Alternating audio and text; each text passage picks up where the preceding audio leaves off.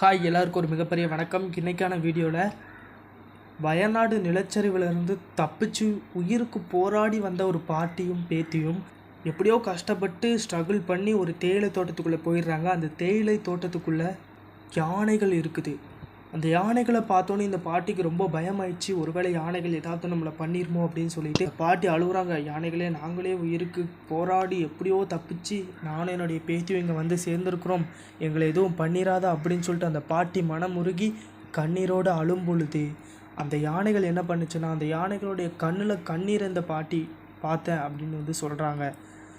அந்த யானைகளும் என்ன பண்ணுச்சுன்னு பார்த்தீங்கன்னா, இந்த பாட்டியை மீட்பு பணியினர், தீயணைப்பு துணையினர் வர்ற வரைக்குமே இந்த பாட்டியை பத்திரமா அதே இடத்துல அதோடைய பாதுகாப்பில் வச்சு பாதுகாத்ததாக சொல்லப்படுது.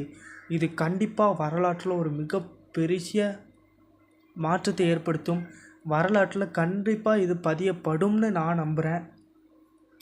ஏன்னா ஒரு பாட்டிக்கும் ஒரு பேத்திக்கும் எப்படி நம்ம இந்த கண்ணகி மதுரை எரிச்ச கதையெல்லாம் படிக்கிறோமோ அதே மாதிரி இந்த கதையும் நம்ம தொடர்ந்து படிப்போம் அப்படின்னு நான் நம்புகிறேன். ஏன்னா கண்டிப்பாக இதெல்லாம் ஒரு மேஜிக்கல். மனுஷனே நான் சாவானா நீ சாவனான்னு பார்த்தா நான் தான் உயிரோடு இருக்கணும், நீ செத்துப்போன்னு சொல்கிற ஆள், ஒரு மிருகம் வந்து ஒரு பாட்டியையும் ஒரு பேத்தியையும் 2 உயிர்களை காப்பாற்றிருக்கு அப்படின்னு சொன்னால், எந்த ஒரு எதிர்பார்ப்புமே இல்லாமல் காப்பாற்றிருக்குன்னு சொன்னால், அந்த பாட்டியோடைய முன்ஜென்மத்தில் ஏதாவது பாட்டி ரொம்ப நல்லவங்களாக இருந்திருப்பாங்க போல் அப்படின்னு தான் யோசிக்க தோணுது.